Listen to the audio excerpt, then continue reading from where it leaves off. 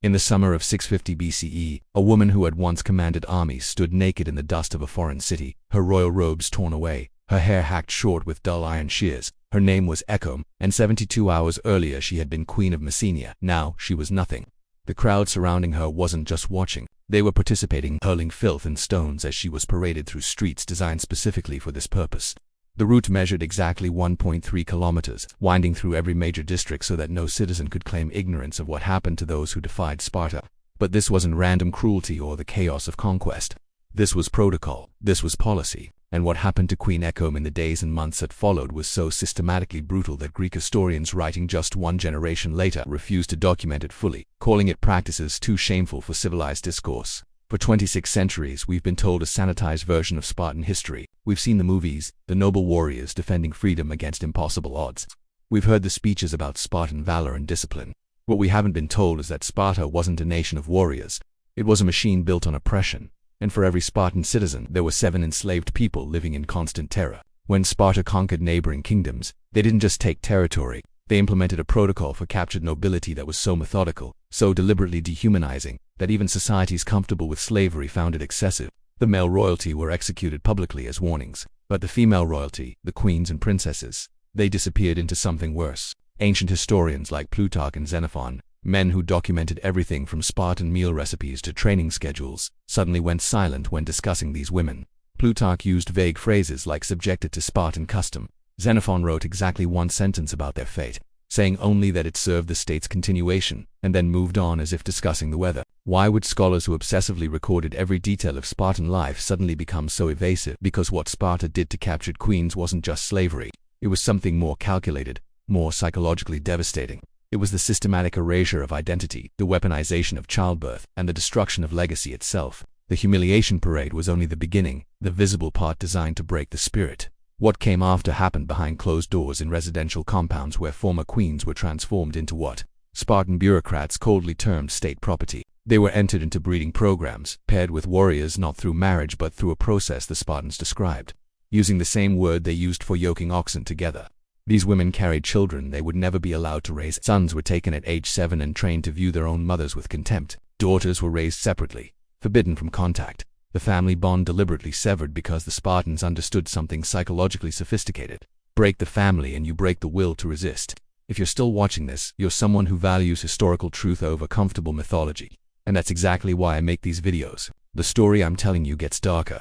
But it also gets more important because in 2019, archaeologists uncovered evidence that proved every whispered rumor about Spartan treatment of captured queens wasn't exaggerated, it was understated.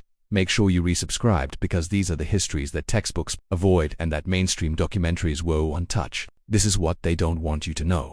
In 2012, archaeologists analyzing skeletal remains from ancient Messenian gravesites extracted DNA from 47 individuals buried in clearly marked slave cemeteries. 34 of them showed mixed Spartan and Messenian genetic markers, and here's what made researchers go silent. The Messenian markers traced exclusively through maternal lineages connected directly to Messenia's royal families. These were the children and grandchildren of queens. Living proof that Sparta's breeding program wasn't propaganda or exaggeration. It was documented in bone and blood. But one woman looked at this entire system and refused to accept it. Her name was Aristomach, and in 685 BCE, at just 23 years old, she was captured after her husband died in battle. The Spartans assumed she would break like the others. They put her through the humiliation parade. They assigned her to a commander. They watched her comply, learning their customs, speaking deferentially, showing no resistance. They thought they had one. They had no idea she was building something that would nearly destroy them. Over 3 years, Aristomach did what no captured queen had managed before. She built a resistance network using the one thing Spartans never anticipated, the breeding program itself. Women paired with different Spartan warriors had access to homes, to conversations, to weapon storage. Aristomach created a communication system using woven cloth patterns that looked like simple textile work but actually encoded messages.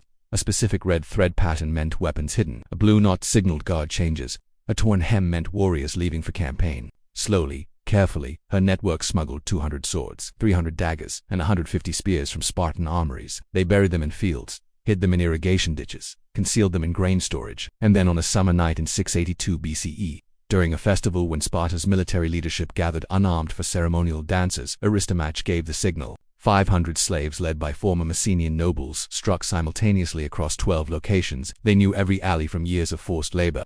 They knew every compound, every vulnerable point. The Spartans, caught without weapons in their own city, died in their homes and in the streets. Over 2,000 Spartans were killed in a single night. The rebellion held parts of Sparta for 6 days before reinforcements arrived. Aristomach herself killed the commander she'd been paired with, using his own sword taken while he slept. When the Spartans finally crushed the uprising, the cost was catastrophic. A quarter of their citizen population dead or wounded. Entire neighborhoods burned. Their reputation as an invincible military society shattered. Aristomach was never captured. Some accounts say she died fighting. Others claim she escaped. Spartan records simply noted she was removed from existence. Their bureaucratic way of erasing someone from history. But her rebellion changed Sparta forever. Their paranoia intensified. They created secret police who hunted slaves randomly just to maintain terror. The society militarized even further, becoming more oppressive, more fearful, because Aristomach had proven that even their most carefully controlled victims could fight back. Then, in March 2019, researchers excavating in Sparta's eastern district found a mass grave containing 43 female skeletons, all showing signs of violent trauma. Mixed among the bones were royal jewelry with Messenian insignia, crown fragments, ceremonial rings, and slave restraints. Iron chains and gold necklaces buried together. These were queens who had been reduced to property and then discarded when no longer useful. The forensic analysis revealed malnutrition in every skeleton, repeated bone fractures, suggesting systematic beatings, and catastrophic childbirth injuries. One woman's skull showed 5 separate healed fractures. She had been beaten unconscious 5 times and survived each time. The story made international news for exactly 48 hours before it quietly disappeared from headlines. But the bones remain, silent witnesses to a truth that makes us uncomfortable. That the society we've romanticized as noble warriors was built on calculated cruelty.